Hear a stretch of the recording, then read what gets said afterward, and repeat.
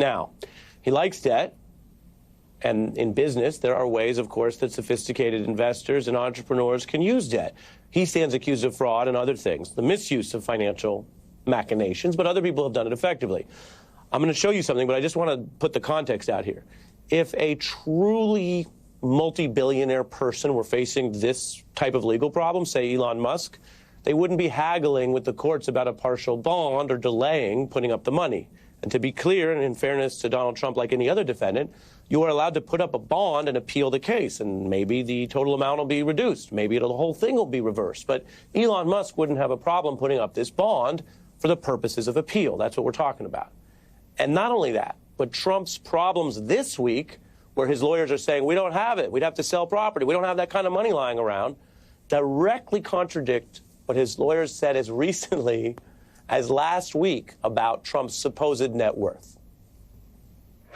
This guy is worth a lot of money, billions and billions of dollars. I mean, he does, of course, he has money. You know, he's a billionaire. Unfortunately, they picked the wrong guy to pick on, in my opinion, because he's strong, he's resilient, and he happens to have a lot of cash. He happens to have a lot of cash, except he doesn't.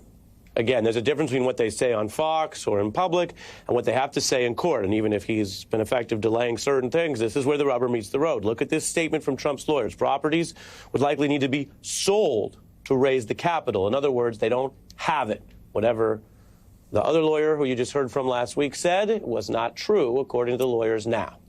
Now, the Attorney General is not going to just let Donald Trump slow walk all of this or lie about it in public. Her office has already put his team on notice that Trump all but concedes he has insufficient liquid assets to pay to satisfy the judgment.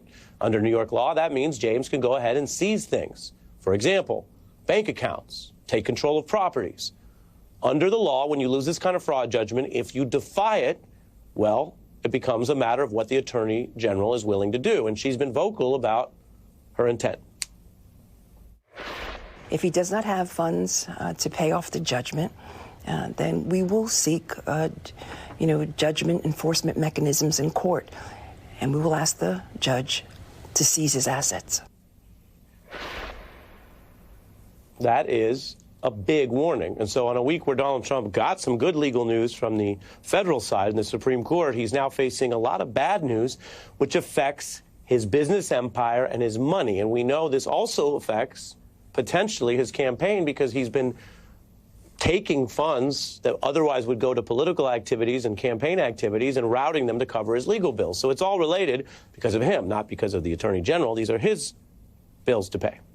So in this campaign, at this crucial moment, Donald Trump has admitted through his lawyers this week that he can't pay up, that he cannot even get the money to pay the full bond. I mentioned Elon Musk as one comparison who's had litigation and paid out certain things. But a lot of people have dealt with legal problems and had to pay for bonds. In fact, it's something that people with legal experience talk openly about. Take 21 Savage, who said, I wear shades so they can't see, and I pay them lawyers and the bond fees. Thousands. I'm beyond G. They still asking, can you front me? End quote. 21 basically drawing a contrast between people who need to be fronted and people like him who can afford their bonds. And apparently, that's something Donald Trump can't do. He would have to pay this bond, by the way, through a premium fee to a company, and that could be about 3% of the judgment, as the New York Times explained.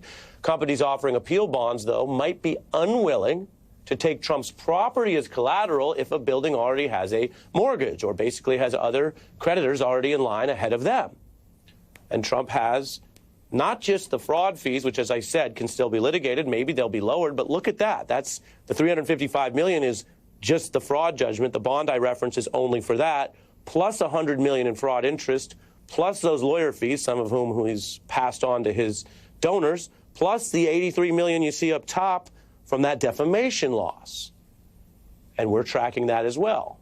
Ms. Carroll, who beat him twice in that case, says she now has serious concerns about Trump's cash position and the feasibility of collecting the payment. So we've got someone who's spent decades saying he has all this money, has lawyers last week saying he has all this money, but recent developments give rise to those concerns, as she writes in a filing.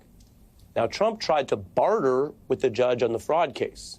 Again, I mentioned we didn't get into this all that much detail this week, but at one point earlier this week, he said, well, what if instead of putting up a $400 million that I owe, what if I gave you a $100 million bond instead of the full amount? That's not how things work. So very quickly, the judge said, no, you lost. This is not a negotiation. This is not a thrift store. And this is not some real estate deal like the ones where you were found guilty of some fraud. You owe the bond to cover the entire amount. Now, as we end the week, we were trying to take this all in and think about these comparisons. Donald Trump can't pay his bond. Donald Trump went in court in broad daylight this week and admitted that and then said, what if I gave you, what if I gave you a quarter of the bond? And the judge said no. We are approaching a Baroque era of a potentially seemingly Baroque real estate mogul that has more in common with comedy than traditional lawyering. I scanned your food and it comes to $1 gazillion. Elmo has a T-Rex and a Go Fish card. I'm a baby. I have no money. You owe us $200. I can pay you in blocks. You're not a baby, you're a man! What's this? Bubble money. I do want to make sure you get the invoice. This is a little much for me. Maybe I'll just give you a fourth of the invoice. Maybe I'll just pay you a quarter of it. That might be some Real Housewives stuff, and it might be funny in other contexts, but the judge saw it obviously as no laughing matter. That someone who claims to be so rich and is running to be president just said, I don't have it, could I give you a quarter of it? That's where we are in the New York case while Trump is in court on the federal case, and a lot of other trials may or may not happen this year. So we want to take it